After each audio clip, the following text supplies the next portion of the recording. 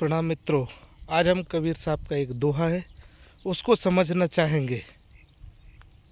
धीरे धीरे रे मना, धीरे सब कुछ होय। माली सींचे सौ घड़ा, ऋतु आए फल होय। ऋतु आए फल होय। यहाँ पर कबीरदास कहना चाह रहे, धीरे धीरे रे मना, धीरे सब कुछ होए। माली सींचे सौ घड़ा, ऋतु आए फल होए। धीरे धीरे अपन हम कोई काम को स्टार्ट करते हैं, धीरे धीरे करते हैं और धीरे धीरे करने से सब होता है। आप ये देख रहे हैं, यहाँ पर ये ज़मीन पहले ऐसे बंजर थी। ठीक, एक किसान ने खेती करना स्टार्ट किया, इसकी जुताई किया, इसमें बीज डाला और आप ये देख रहे हैं धीरे धीरे करने से बहुत कुछ हो गया। माली सींचे सौ घड़ा, अब परमात्मा ने कितना इसको पानी सींचा है। पानी सींचा है तो क्या तुरंत फल मिल गया? नहीं। अभी ये जो बीज था, ये बड़े पौधे हुए, कितने सुंदर सुंदर पौधे, प्रकृति लहलहा रही है।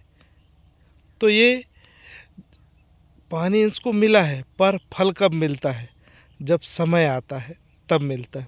इसलिए हमें अपने काम को लगातार सतत करनी चाहिए। ये जीवन है, बहुत अनोखा है, इसको हमें आनंदित बनाना है।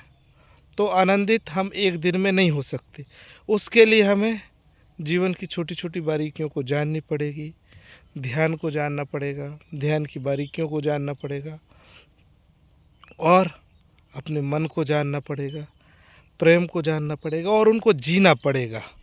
और जैसे जैसे हम जीते चले जाएंगे, वैसे वैसे हमारा जीवन आनंदित होने लगेगा। आप ये देख सकते हैं ये जो पौधे हैं छोटे छोटे, ये कैसे जी रहे हैं और कैसे खिल रहे हैं। निस्वार्थ रूप से ये बढ़े हुए हैं और अपने आप बढ़ रहे हैं, अपने आप खिल रहे हैं और अपने आप इनमें फल लग जाएगा। ये प्रकृति हमें संदेश दे रही है कि आप क्या है, आपका जीवन भी ऐसा खिल सकता है, आप में भी फल आ सकते हैं। प्रकृति काम करती है, अपने हिसाब से काम करती है, वो किसी से मांग नहीं करती और कोई संग्रहण नहीं करता और अपने अंदाज में चलते चली जाती है। हम भी अगर हम प्रकृति के जैसे हो जाते, हम अपना काम करें, हमारी चेतना जो कह रही है वो काम करें, तो हमारा जीवन भी लगातार आनंदित होता जाता है। आप ये देख सकते हैं कितने सारे फूल हैं। इसमें आप थोड़ा और गौर करेंगे तो इसमें बहुत सारे भंवरे हैं। एक पौधा सिर्फ खुद के लिए नहीं जीता, कितने सारे जीव जंतुओं को, भंवरों और कितने सारे लोगों को क्या क्या नहीं देता। इस तरह प्रकृति को समझें। प्रकृति हमें अनंत अनंत चीज़ें सिखाती है, दिखाती है।